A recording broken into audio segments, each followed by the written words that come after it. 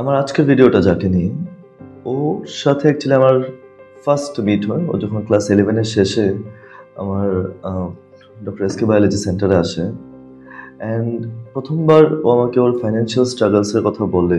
আচ্ছা, আমাদের এখানে প্রত্যেক বছর অনেকজন 100% স্কলারশিপে পড়াশোনা করছে, বাট ওর স্টোরিটা কমপ্লিটলি ডিফারেন্ট। ও এমন একটা জায়গা থেকে বিলং করে, উদয়পুর থেকে অনেকটাই ভেতরে, যেখানে টু হুইলার্স রিচ করা পর্যন্ত টাফ। আমি লাস্ট কিছুদিন আগে গিয়ে এসেছি। ও নিজস্ব বাড়ি বলতে কিছু নেই, একটা গভর্নমেন্ট জায়গার উপরে ওর একটা মাটির ঘর, জাস্ট ছেলেটা ওর মার সাথে থাকছে। Father died when he was in class 3 class 3-তে থাকতে যখন মারা যায়। ও যে এখানে থাকে, ওইখানে না আশেপাশে কোনো স্কুল আছে, না আশেপাশে প্রপার হসপিটাল আছে। যখন ওর ফাদারকে ওই এতটুক পাশের ডিস্ট্রিক্ট হসপিটাল পর্যন্ত নিয়ে যাওয়া হয়, ওইখানে নাকি অ্যান্টিভেনাম পর্যন্ত ছিল না। যদিও স্টোরিটা অ্যাকচুয়ালি ওর রিলেটিভসরা আমাকে বলেছে রিসেন্টলি আমি যখন গেছি। তো এই সবগুলো জিনিস যদি আমি অ্যাকাউন্ট করি, this is a huge achievement কি একটা ছেলে এমন টাইপের সার্কামস্টেন্স থেকে, যার নাকি নর্মালি একটা মান্থলি যে এক্সপেন্ডিচারটা আছে, এটা জাস্ট খাওয়ার এক্সপেন্ডিচারটা কভার করার পর্যন্ত কোনো ফিক্সড ইনকাম নেই। খুব কষ্ট করে ডিটারমিনেশনের সাথে পড়াশোনা করে এবছর স্টেট র্যাঙ্ক নিটে 7। এবার স্টেট র্যাঙ্কটাও আমি বলছি না, কারণ এমন অনেক স্টোরি আমরা প্রত্যেক বছরই দেখি যে এক একটা স্টুডেন্ট ডিফারেন্ট স্ট্রাগল থেকে আসে। আমার মনে হয় যে এই স্ট্রাগলটা একটু মেনশন করাটা ইম্পর্টেন্ট। অলদো আমি ওর সামনে কোনো সময় এই জিনিসটা মেনশন করি না।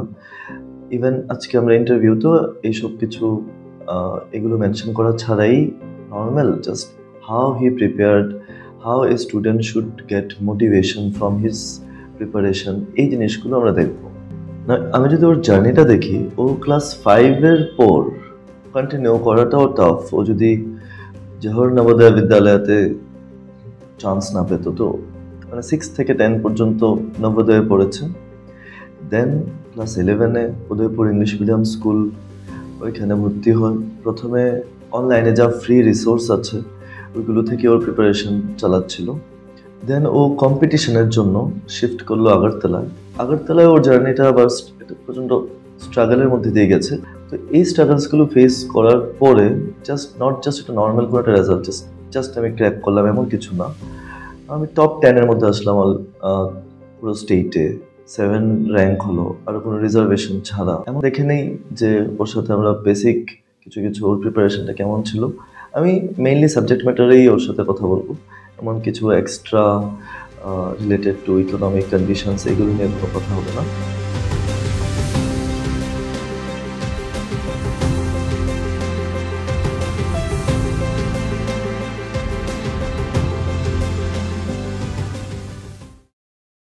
হ্যালো এভরিওয়ান, আজকে আমার সাথে আছে সুদীপ্ত। অ্যান্ড ওর এই বছর নিট 2025-এ র্যাঙ্ক হচ্ছে, স্টেটের র্যাঙ্ক হচ্ছে 7 আনরিজার্ভড। আর ওর জার্নিটা আমি একদম 11-এর শেষ থেকে দেখে এসেছি। প্রথমে ও স্টার্ট করেছিল অনলাইন থেকে, এরপর ও শিফট করেছে অফলাইনে। তো first of all congratulations Sudipta. And এখন আমি জাস্ট ফার্স্ট আমার কাছে, মানে আমি ভিডিওটা একটু শর্টে রাখছি, তো এখানে আমার কাছে কিছু 8 to 9 কোয়েশ্চেন্স আছে। তো আমি যদি একটা একটা করে ওকে জিজ্ঞেস করি। ফার্স্ট হচ্ছে, তুমি কি নিটের ব্যাপারে প্রিপারেশনটা তুমি কি 9-10 থেকে দেখছিলে, না 11-এ, না আরও পরে মনে হয়েছে যে না সিরিয়াসলি নিটটা দেখতে হবে? এমন ছিল না। মানে অ্যাকচুয়ালি কী ছিল যে ওই টাইমে করোনার টাইম ছিল। তো বাড়িতেই ছিলাম। ঠিক করে পড়িনি। 9-10 ঠিক করে পড়িনি। নরমাল পড়ে গেছি যাতে স্কুলের এক্সাম পাস হয়ে যায়। তোমার 10-এর পার্সেন্টেজ কত ছিল বোর্ডে? Near about 95। 95। অ্যান্ড ক্লাস 12-এ বোর্ডের পার্সেন্টেজ? 88। 88। এবার আমি যদি বলি যে যে কোনো একটা স্টুডেন্টকে যে এখন ক্লাস 11-এ আছে, এই স্টুডেন্টটাকে আমরা দেখছি যে সব 11-এর স্টুডেন্ট, 12-এর স্টুডেন্ট ক্লাস মানে স্কুলের পড়া নিয়ে স্কুলের যে সিলেবাসটা থাকে পরীক্ষার মধ্যে, আর টিউশনে বা যেখান থেকে পড়ুক, অনলাইনে পড়ুক, অফলাইনে পড়ুক, টিউশনের মধ্যে যে পেইসের মধ্যে চলছে, তো স্কুলে আমরা দেখছি যে অনেকগুলো সিলেবাস এসে পড়ছে, মানে চ্যাপ্টার্স অনেকগুলো একসাথে দিয়ে দিচ্ছে। আর হোয়াইরাস টিউশনে হয়তো আমরা দেখছি যে 3টে বা 4টে চ্যাপ্টার শেষ হয়েছে ভালো করে পড়তে গেলে। তো এই যে ম্যানেজমেন্টটা, কি বলবে যে একটা স্টুডেন্টকে কিভাবে ম্যানেজ করা দরকার? তুমি কিভাবে ম্যানেজ করেছো? মানে যখন আমরা 10 থেকে 11-এ আসি তো হঠাৎ করে সিলেবাসটা একটু বেড়েও যায়। তো কি হয়, স্কুলের মধ্যেও বেশি সিলেবাস থাকে, টেস্টের মধ্যে অতটুকু আমাদের টিউশনে বা অনলাইনে যেখান থেকে পড়ছি কাভার হয় না। তো ওই টাইমটাতে আমরা একটু টেনশন এসে যাই যে কাভার হচ্ছে না, পড়িনি, টেস্টে আসছে।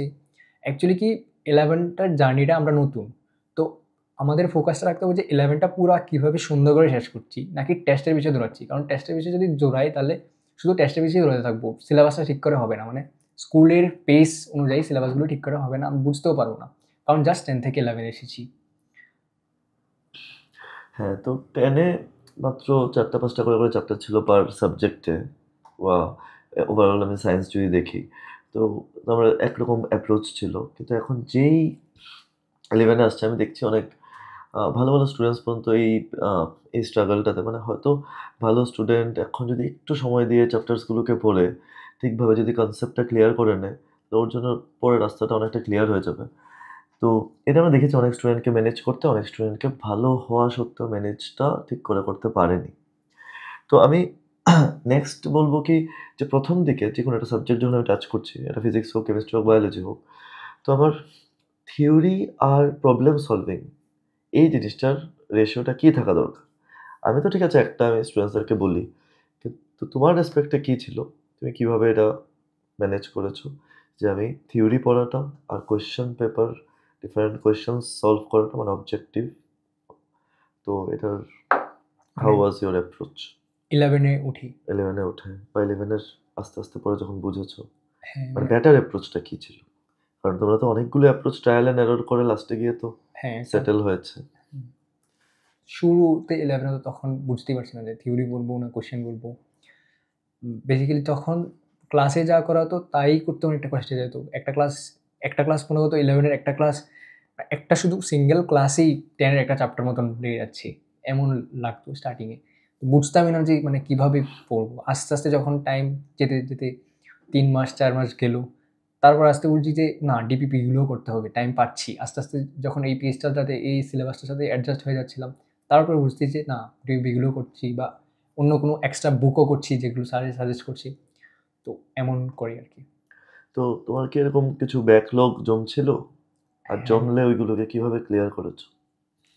ব্যাকলগ তো জমেছিল। এমন কোনো চ্যাপ্টার ছিল না যেটা আমি একদমই টাচ করিনি। টাচ করেছিলাম, মানে এতটুকু জানা ছিল যে ওই চ্যাপ্টারে এই টপিক কী, কী আছে বা এমন। কিন্তু হ্যাঁ, অনেকগুলি চ্যাপ্টার ছিল যেগুলো আমি ভালো করে থিওরিই পারতাম না। অনেকগুলি চ্যাপ্টার ছিল যেগুলোর মানে মোটামুটি থিওরি করেছি কিন্তু কোয়েশ্চেন প্র্যাকটিস একদমই করিনি। একদম 0 কোয়েশ্চেন প্র্যাকটিসের সাথে এসেছি। তো এই জিনিসগুলি বায়োলজিতে তো আমি মানে পুরা 11th আর 12 এসেই মানে 11-এ আমার বায়োলজি যতটুকু পড়েছি এটা 50-60% ছিল। 11-এ বায়োলজিটা 100% বানাতে আমি মানে 12-এই 100% বানিয়েছি অ্যাকচুয়ালি। তো এইখানে যখন আমরা চ্যাপ্টারগুলোকে পড়েছিলাম, আর তুমি যখন অনলাইনের যেমনভাবে চ্যাপ্টারগুলো পড়েছিলে, তখন এসে তোমার কি মনে হয়েছে? মানে এটা কি শিফট ছিল? না সেমই চলছিল, না একটু ডিফারেন্ট মনে হয়েছে? এখানে মানে তোমার এক্সপেরিয়েন্সটা কি ছিল যখন আমরা চ্যাপ্টারগুলোকে দেখেছি ডিফারেন্টভাবে, বা 11-এর চ্যাপ্টারেরও ওই এনসিইআরটি কিভাবে লাইন্সগুলো পড়তে লাগবে, বা এই জিনিসগুলো তোমার কি মনে হয়েছে এখানে যখন এসেছিল? হ্যাঁ, যখন আমি 11-এ অনলাইন পড়েছি, 11 থেকে 12-এ এসে স্যারের কাছে পড়ছিলাম। মানে স্টার্টিংয়ের ক্লাসগুলো মনে লাগছে স্যার এত বেশি, বেশি কেন পড়াচ্ছে? মানে এটি ভাবছিলাম যে মানে অনলাইনে কি হতো, শুধু এনসিইআরটি পয়েন্টগুলো পড়াতাম। আর স্যার একটু বেশি এক্সট্রা পড়াতো যাতে কনসেপ্টগুলো বিল্ড আপ হয়। স্টার্টিংয়ে ভাবছিলাম যে কেন পড়াচ্ছে? বাট আস্তে, আস্তে বুঝছি না, আরে এগুলো পড়ালে তো কনসেপ্টটা আসলে ডেভেলপ হবে। আর যখন অনলাইন থেকে অফলাইনে শিফট হয়েছি তখন সবচেয়ে বড় বেনিফিটটা হচ্ছে যে আমি ডাউট জিজ্ঞেস করতে পারছিলাম। মানে মাথার মধ্যে আর কিছু আটকে জাম ছিল না। সবকিছু আমি যা আসছিলাম জিজ্ঞেস করতে পারি। এটা এভাবে কেন নয়, মানে অফলাইনে আসার সবচেয়ে বড় বেনিফিট এটাই ছিল যে আমি ডাউট জিজ্ঞেস করতে পারছিলাম। আর এসকে স্যারের আসার সবচেয়ে বড় মানে জিনিস হচ্ছে যে স্যার একদম মানে সেরা করে পড়ায়, সব কনসেপ্ট ছোট ছোট ডিটেলস অনেক সুন্দর করে পড়ায়, যেগুলো অনলাইনে মিসিং থাকে। অনলাইনে অনেকটা সুপারফিশিয়াল ভাবে গ্রস ভাবে পড়ে চলে যায়। বাট হ্যাঁ, মানে অনলাইনে আমরা দেখেছি যে মানে আমারও যে ফ্রেন্ডসরা অনলাইন পড়াচ্ছে, তো ওদের কাছে অনলাইন পড়াচ্ছে মানে ভালো ভালো জায়গায় যারা আছে ওদের কাছে একটা মানে ডেট লিস্ট দেওয়া থাকে যে এই ডেটের মধ্যে ওদের 8টা লেকচারের মধ্যে কিভাবে চ্যাপ্টারটাকে শেষ করতে লাগবে। তো এবার চ্যাপ্টারটা যখন শেষ করতে হচ্ছে, ওরা স্টুডেন্টের ডাউটটা তেমনভাবে নেওয়ার স্কোপও নেই। আর কীভাবে মানে মানে এমনভাবে আমরাও পড়াতে পারি খুব ইজিলি যে চ্যাপ্টারগুলোকে শেষ করে দিলাম, সে 4টা লেকচারের মধ্যে সব কভার থাকবে, সব নোটের মধ্যেও থাকবে, এগুলোর মধ্যে থেকে সব আসবে। বাট তবুও স্টুডেন্টের আনসার করতে প্রবলেম হবে, কারণ স্টুডেন্টের আনসার তখনই, কারণ আমরা লাস্ট 10 ইয়ার্স 11 ইয়ার্সের স্টুডেন্টসের যত ডিফারেন্ট ডিফারেন্ট টাইপের ডাউট আছে, ওই ডাউটগুলোকে এবার বোর্ডের মধ্যে লিখি যে দেখো এই ডাউটটা অলরেডি অনেকবার উঠে সেরেছে। যেহেতু এই ডাউটসগুলো অলরেডি অনেকজনের একবার উঠে সেরেছে, তোমারও এটা ওঠারই কথা যখন তুমি একটু সিরিয়াসলি পড়বে ওই কনসেপ্টটাকে। তো এইগুলো প্রথম 11-এর স্টুডেন্টসরা যদি ফিল নাও করে, আস্তে আস্তে আস্তে আস্তে যত টাইম যাচ্ছে সবাই কিন্তু অ্যাকচুয়ালিতে মানে কোয়েশ্চেন সলভ করতে থাকলে, টেস্ট দিতে থাকলে তখন ওরা বুঝবে যে না ঠিকই মানে ওই জিনিসগুলো কতটা হেল্পফুল। তো আমার নেক্সট কোয়েশ্চেন হবে কি যে আমরা যখন ক্লাস টেস্টগুলো দেখি, টপিক ওয়াইজ টেস্টগুলো, এইগুলো কতটা ইম্পর্টেন্ট? মানে টপিক ওয়াইজ টেস্টটা বেশি দেওয়া দরকার, না একসাথে ফিজিক্স কেমিস্ট্রি বায়োলজি টেস্টটা বেশি দেওয়া দরকার, না কি রেশিও করাটা বেটার মানে স্টার্টিং থেকে? মানে চ্যাপ্টার যখন চলছে বা চ্যাপ্টার যখন জাস্ট শেষ হয়েছে তখন তো চ্যাপ্টার ওয়াইজ টেস্ট দেওয়াই বেশি দরকার, রাদার দেন ফিজিক্স কেমিস্ট্রি দেবো। এটাতে কী হয় যে একটা চ্যাপ্টার নিয়ে অনেক জোশ থাকে, যে চ্যাপ্টারটা জাস্ট ফিনিশ করেছি, এই চ্যাপ্টারের টেস্ট হলে 360 টেস্ট হচ্ছে 360 আনবো, মানে এমন জোশ থাকে শুরুতে চ্যাপ্টারের জাস্ট এন্ড হলে, কারণ এমন লাগে যে পুরো চ্যাপ্টার পাচ্ছি। তো কী করে যে আমি কী করতাম, যেমন আমি স্যারের কাছে এসে রিপ্রোডাকশনাল টেস্ট হচ্ছিলো, তখন আমি এই একটা টেস্টে শুধু 360-র জন্য আমি শুধু রিপ্রোডাকশনের প্রায় 700-800 কোয়েশ্চেন করে চলে আসতাম। মানে আমি চাইতাম যে আমার পুরো 360 আসুক, ফুলে আসুক। তো মানে এই যে ছোটো ছোটো মানে এই জিনিসটা করে যাওয়াতে আমার রিপ্রোডাকশন অনেক ভালো হয়ে গেছে। তো মানে এমন আর কি, জাস্ট চ্যাপ্টার শেষ হওয়ার পরে অনেক এফোর্ট। হ্যাঁ, আরেকটা বলবো কি যে তোমার কি এরকম অনেকগুলো থিওরি পড়ে এরকম মিসকনসেপশন ডেভেলপ করেছিল অনেকগুলো জায়গায় জায়গায়, ক্লাস 11-এর বা ডিফারেন্ট যেগুলো নিজে অনেক সময় পড়েছিলে বা অনলাইন থেকে পড়েছিলে? কারণ আমি অনেকজনের দেখেছি যে সেম জিনিসটার ইন্টারপ্রিটেশন, যেহেতু বায়োলজি একটা সিম্পল একটা থিওরিটিক্যাল সাবজেক্ট, সো সেম জিনিসটার প্রচুর ডিফারেন্ট ইন্টারপ্রিটেশন পাওয়া যায় ইউটিউবেও যদি দেখি ডিফারেন্ট ডিফারেন্ট জায়গাতে। তো যখন ডিফারেন্ট ইন্টারপ্রিটেশন হয় তখন দেখছি যে ডিফারেন্ট একদম সিম্পল একটা জিনিস যেটা আমি একটা এমএসসি বা বিএসসির বইয়ের মধ্যে একদম ভালো করে লেখা আছে, কিন্তু এটা যখন এরকম ক্লাস 12 লেভেলে অনেক টিচাররা পড়িয়ে গেছে, ওরা এটাকে একটা জাস্ট মিলানোর জন্য একটা লাইনে বলে দিয়ে দিয়েছে।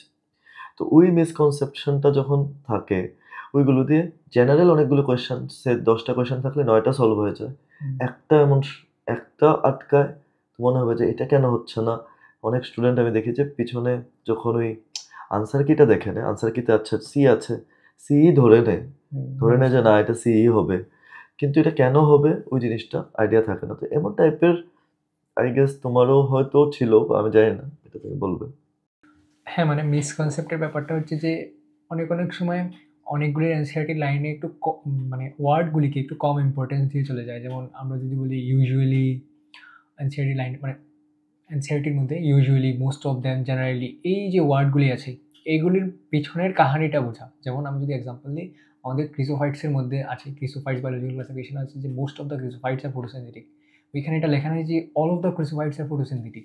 তো এখানে মোস্ট করে লেখা আছে। তো মোস্টটা কেন লেখা আছে? বিকজ অনেকগুলি ক্রিসোফাইটসই ছিল যারা ডিপ সিতে তার ইভলিউশন হতে হতে ওদের মধ্যে ক্লোরোপ্লাস্ট আর নেই, তো ওরা আর ফটোসিনথেটিক হয়নি, ওরা নন ফটোসিনথেটিক আস্তে আস্তে হয়ে গেছে। তো এই যে মোস্ট যে ওয়ার্ডটা লিখেছে, এইটার পিছনের যে কাহানিটা, এই জিনিসটা আমাদের জানতে হবে। আর জেনারেলি কি হয় যে অনলাইন বা কোনোখানে বললে এত ডেপথে যায়ই না এই কাহানিটা, এটা মানে মানে আননোনই থেকে যায় স্টুডেন্টদের কাছে, যাতে কি হয় মানে এটার কারণে কনসেপ্ট বিল্ড আপ হয় না। আর আমি তো একটা এক্সাম্পল দেখিয়েছি পুরো এনসিআরটিতে ক্লাস 11-12 যেখানে যেখানে most of them, almost, generally, usually, এই সবগুলি ওয়ার্ডে কোয়েশ্চেন করতে হবে। আর সবগুলি ওয়ার্ডে কোয়েশ্চেন করলে একটা নতুন নতুন কাহিনী খুঁজে পাবে, একটা নতুন নতুন কনসেপ্ট খুঁজে পাবে, আর এটাতেই আসলে তুমি শিখতে পারবে। হ্যাঁ, দেন আমরা দেখেছি যে এই বছর যেমন কোয়েশ্চেনটা একটু ডিফারেন্ট লেভেলে ছিল, মানে বায়োলজি কোয়েশ্চেনও একটু হার্ডই ছিল। তো লাস্ট ইয়ার যদি দেখে 2024 দেখে যখন আমরা প্রিপেয়ার করছিলাম, তখন তো আর এমন এগুলো দরকারও ছিল না যে আমি এত ঘুরানো পেঁচানো কোয়েশ্চেন তেমন একটা দেখবো। উল্টা আর আমরা দেখছিলাম কি যে বায়োলজি 30 মিনিটসে শেষ করে এরপর ফিজিক্স কেমিস্ট্রি তাড়াতাড়ি করে শেষ করে কীভাবে 710 এগুলো আনা যায়। এবার কিন্তু আমাদের কিন্তু প্রিপারেশনটাতে সবসময় একটু ঘোরানো পেঁচানো টুইস্টেড কোয়েশ্চেন্স দিয়ে প্রিপেয়ার করা দরকার। আমিও যখন ক্লাসে পড়াচ্ছিলাম এমন টাইপের অনেক কোয়েশ্চেন্স ছিল, যেমন ক্যালকুলেশনস অফ ডিএনএর ফসফোএস্টার, ফসফোডাইএস্টার, বা একটা লেন্থ দেওয়া আছে 68 ন্যানোমিটার, বা এমন সেল ডিভিশন পড়ার সময়ও ডিএনএর ক্যালকুলেশন, ক্রোমাটিডের ক্যালকুলেশন, কাইনেটোকোরের ক্যালকুলেশন। তো এগুলো অনেক সময় ডাইরেক্টলি যদি আমি পেপার দেখি, PYQ দেখি নেই, কিন্তু আমার একটা কোয়েশ্চেন করতে গেলে তখন আমি কিন্তু অনেকগুলো কনসেপ্ট একসাথে ক্লিয়ার হয়েছে। তো তোর কি মনে হয় যে আমরা যে ওই টুইস্টেড কোয়েশ্চেন্সগুলো যেগুলো প্রিপেয়ার করছিলাম এগুলো কিছুটা হলেও হেল্প করেছে বা বা বেশি হেল্প করেছে আমি জানি না? হ্যাঁ, মানে মানে আমার কাছে তো এই টুইস্টেড কোয়েশ্চেনগুলো করতেই মজা লাগতো। বায়োলজির মধ্যে এই এমন ভালো ভালো কোয়েশ্চেন আসলেই মজা লাগতো, আমার কাছে মজা লাগতো, তাই আমি এগুলো করতাম। যেখানে একটু অ্যানালাইসিস বা হ্যাঁ। এসব আসবে। অ্যান্ড ঠিক আছে, তো এগুলো কিছু বার্নিং টপিক যেগুলো স্টুডেন্টসদের জানাটা দরকার, যে আমি অ্যাটলিস্ট কিভাবে প্রিপারেশনের দিকে অ্যাটলিস্ট অ্যাপ্রোচ করা দরকার। আরেকটা খুব ইম্পর্টেন্ট টপিক হচ্ছে ডিস্ট্রাকশন। এবার ডিস্ট্রাকশন বলতে মোস্ট অফ দ্য টাইম স্টুডেন্টসের একটাই ডিস্ট্রাকশন, মোবাইল ফোন। হ্যাঁ, তো এই যে মোবাইল ফোন বা রিলস, এই জিনিসগুলো কিভাবে, মানে তোমার কি এমন ছিল ডিস্ট্রাকশন 11 থেকে, বা এগুলো যদি কন্ট্রোল করে থাকো কিভাবে কন্ট্রোল করেছো?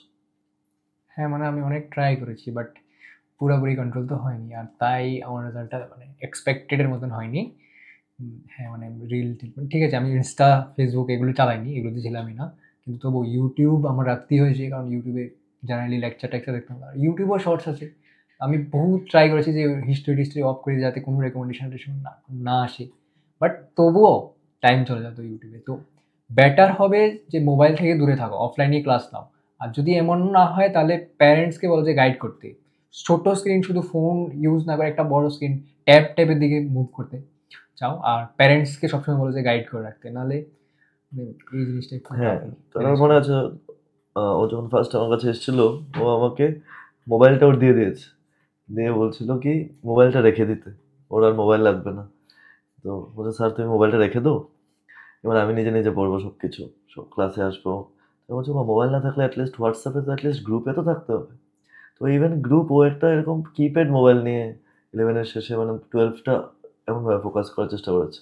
কারণ ও বলছিল যে ওর 11-এ এসব অনেক কিছু দেখে টেখে, ইউটিউব রিলস মনে হয় নাকি, ইউটিউব রিলস দেখে, শর্টস দেখে অনেক অনেক নাকি টাইম নষ্ট হয়েছে। তো এই এই কন্ট্রোলটা কিন্তু দরকার, যত তাড়াতাড়ি কন্ট্রোল করবে তত তাড়াতাড়ি তুমি বেটার পজিশনে থাকবে, যে পজিশন থেকে তখন অন্যরা ভাববে যে আচ্ছা ও জানে কিভাবে এটা কন্ট্রোল করছে। তো এইটা আগের থেকে করে ফেলাটা বেটার। আর তো ঠিক আছে, আর তো বাকি তোমার ছবি সবখানে দেখতে পারি আজকাল। আমি যে টিচারদের থেকে পড়েছিলাম ওরা মানে এখনো অবধি ঠিক করে পোস্টার লাগায়নি, বাট আমি কী করেছিলাম যে একটা টেস্ট সিরিজ নিয়েছিলাম, অল ইন্ডিয়া লেভেলের ন্যাশনাল একটা টেস্ট সিরিজ নিয়েছিলাম। টেস্ট সিরিজটার জন্য জাস্ট একটা ইনস্টিটিউট ছিল, ওদের শুধু রুমটাই দিয়েছিল যে আমি ওইখানে গিয়ে টেস্টটা দিতাম। 20টা টেস্ট ছিল, আমি 5টা বোধহয় স্কিপ করেছিলাম আমার বোর্ডের ডিউরিংয়ে। তাহলে আমি 15 দিন গিয়েছি। আর ওই পার্টিকুলার কোচিংটা মানে কী হয়েছে, আমার ব্যানার লাগিয়ে দিয়েছে। তো এটাতে অ্যাকচুয়ালি হচ্ছে কি যে ওটা ব্যানার লাগিয়ে দিয়েছে, আমি রাগটা করেছি, এমন জিনিসটা না। জিনিসটা হচ্ছে যে অ্যাকচুয়ালি আমার টিচারগুলো, আমার ফিজিক্স কেমিস্ট্রি বায়ো টিচারগুলো, ওরা আমাদের throughout the year free পড়িয়েছে, 1 টাকাও নেয়নি। তো মানে এটা তো তাহলে আমিও মানে আমার যে ওদের প্রতি যে লয়ালিটির, এটা ব্রিচ হচ্ছে না যদি মানে অন্য কেউ এমন করে। নেক্সট আমি দেখবো কি আমরা এখন কলেজ যখন দেখছি, তোমার কিছু কিছু কলেজ আসছে, যেমন Kolkata national medical college, grant medical college Mumbai, এরপর নিগ্রিনসেও তো পেয়ে যাবে এখান থেকে, অ্যান্ড ব্যাঙ্গালোরে ইএসআইসি, অ্যান্ড হায়দ্রাবাদে আসছে গোয়া মেডিকেল কলেজ। তো ঠিক আছে, জাস্ট এই বছরের র্যাঙ্কে এইমসটা মিস হচ্ছে মোস্ট প্রবাবলি। তবুও ঠিকভাবে কাউন্সেলিং করলে দেখা যেতে পারে কিছু যদি আসে। বাট কি মনে হয় যে কোনো স্টেট প্রেফারেন্স বা এরকম কোনো সিনিয়র টিনিয়রের সাথে কথা বলা, বা ইভেন যদি অনলাইনেও ইউটিউব বা কোথাও থেকে যদি কিছু কথা বলে থাকো, প্রেফারেন্সের দিকে কিছু দেখছো না? আমরা এখন যেভাবে কাউন্সেলিং করছি এই কাউন্সেলিংই চলবে, পরে যেটা আসে ওইটাতেই যাবে, না কিছু একটা মাথার মধ্যে আছে যে আমি ওই মেট্রো সিটি বা এমন কিছু দেখবো? না, আপনি যা বলেন তা। আচ্ছা, তো ঠিক আছে। তো তোমরা আই থিঙ্ক একটা মানে ফর 11-12 স্টুডেন্টস আই থিঙ্ক একটা আইডিয়া পেয়েছো যে কীভাবে ডিফারেন্ট কোয়েশ্চেন ম্যানেজ করা দরকার, আর কীভাবে টাফ কোয়েশ্চেন্সে প্র্যাকটিস করা দরকার, যাতে করে তোমার কনসেপ্টস ফুললি ক্লিয়ার হয়ে যায় সব কিছু। আর কীভাবে জাস্ট যে কোনো টেস্টের উপর দৌড়াদৌড়ি করে এনি টাইপ অফ টেস্টের মধ্যে গিয়ে তেমন একটা যে প্রফিট হয় না। লাস্টের দিকে অবভিয়াসলি সবাই টেস্ট দেবে, লাস্টের দিকে টেস্ট না দিলে তুমি বুঝবেই না, কিন্তু একদম প্রথম থেকে টেস্ট দেওয়ার তেমন একটা মানে নেই। এটা একটা টাইম পরে একটা লেভেল অফ সিলেবাস শেষ করে তখন টেস্ট দেওয়াটা খুব ইম্পর্টেন্ট। আর দেখো, স্কুল অ্যান্ড টিউশন ম্যানেজ করা প্রথম থেকে যদি তুমি জানি অনেক স্কুলে অনেক ডিফারেন্ট প্রেশার আছে, বাট প্রথম থেকে যদি তুমি এই ম্যানেজমেন্টটা, কারণ তোমরা এখন 10 অবধি একরকম ছিল, 11-12 পুরো ডিফারেন্ট। এই 11-12-এ যদি এই এতটুক ম্যানেজমেন্ট নিজে না করতে পারো, তাহলে কিন্তু তোমার কাছে মনে হবে যে কোনোটাই পাচ্ছি না, বোর্ডও পাচ্ছি না, নিট টিট পরে দেখবো, রিপিট করে দেখবো, বা তো এমন টাইপের যাতে সিচুয়েশন ক্রিয়েট না হয়, প্রথম থেকে নিজের কি বলবো যে নিজের রেসপন্সিবিলিটিটা নিজেরই নিতে হবে। ঠিক আছে, তো বাস এতটুকু আমি এই ইন্টারভিউটার মধ্যে রেখে দিচ্ছি। So thank you for listening, will see in the class.